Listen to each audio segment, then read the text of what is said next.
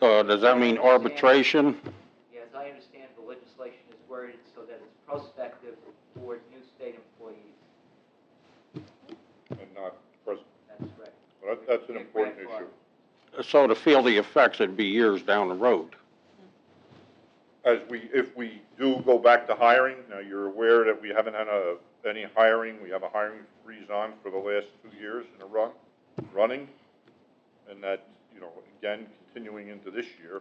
So if the legislation were to pass this year and we decided to hire next year for whatever reason, those people, those new hires would be affected. And what about school teachers? The school teachers, as I understand, would fall into that same category, but, and you make an important point there, Mr. Monstrelli, and I'm glad you brought this out. You have to know, and the public has to know, that we do not control the school's budgets. The school district K through 8 is an entirely separate district controlled by the superintendent and a board of education. The regional school board is another separate superintendent and tax raising entity. And that's the problem. And another, it's a problem if the people do not go out and vote. Then it's a problem.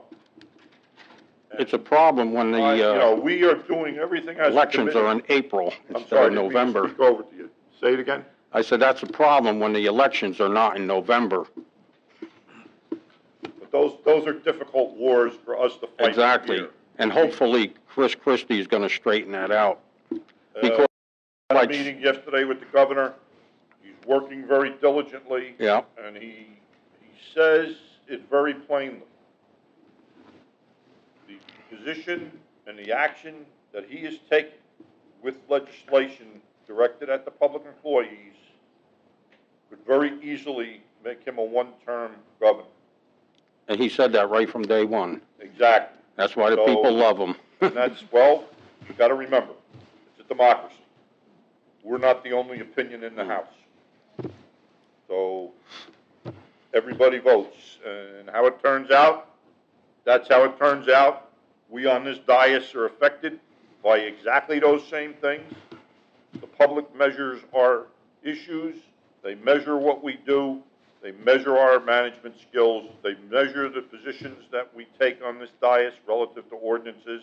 And come the next election, when we stand, they'll tell us whether they like us or not. Thank you. We're all at risk in that game.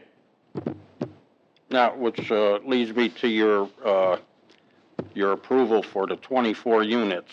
Okay. Blaze was talking about litigation, this and that, the Highlands Act. If those 24 units did not exist, would there be a COA requirement? If we left the land vacant,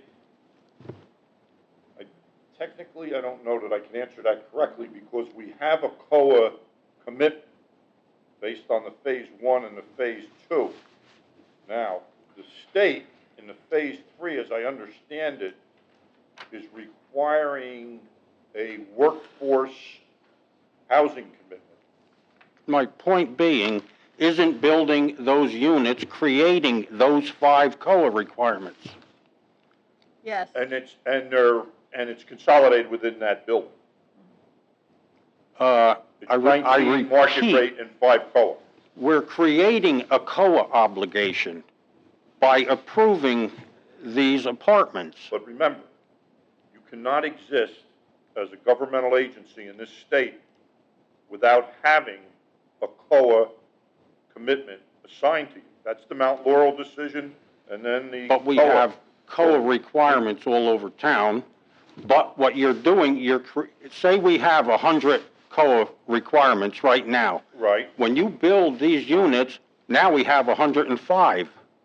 But as I said to you, the 5 that you're adding to your base 100 are incorporated into that project. It's not 5 more on top of the 5 that's there. It's a wash in terms of that number. There's 19 units market rate, 5 COA. So those 19 market rate units create the 5 COA units. And exactly. That's all contained under the same roof. It's not 5 under that roof and then 5 more that we gotta put somewhere else. That's not the case. Yes, but my point is, if those apartments were not built, that would be 5 less COA requirements. And not to be disrespectful, but the issue becomes, we have an obligation. We do not have an obligation. To go back to your base number, the 100 units that you used as your example. Yeah. That obligation is still there. And what I would submit to you is that we can do, and I don't know, maybe I'm misunderstanding you, we can do absolutely nothing to the town for the rest of the time that we're in existence. We can leave the town status quo as it is today. And we can continue to shift the economic burden to the residences. Nobody is suggesting that. Let me finish my thought. But the state of New Jersey says that if you're going to build in this state, no matter what you build, you will build housing, and it will be low-cost housing.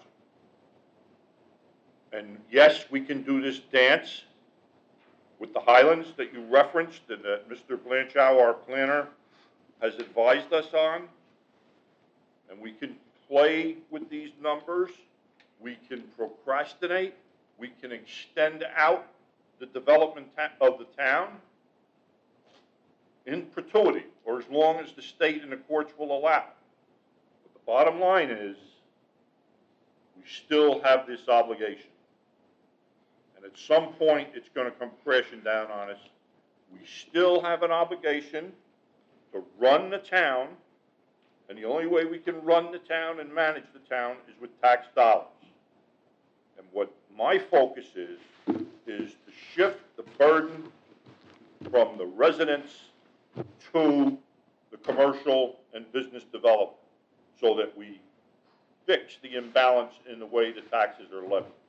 Now, all of that is a long way to go to why apparently you're objecting to the building of the residences across from the municipal. Well, first of all, it's a known fact that residential housing is the least desirable rateable. That's because you're calculating the number of children that would move in there.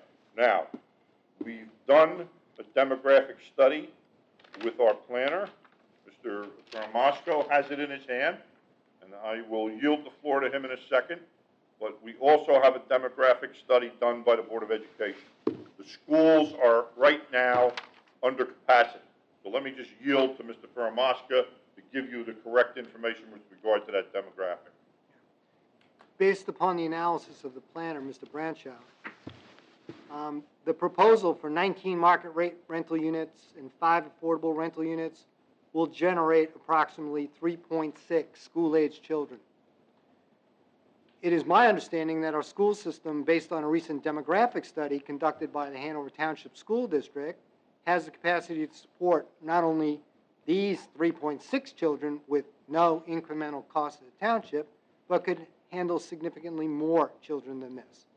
The educational costs for these potential 3.6 new enrollments would be spread over the current fixed cost of the entire school system.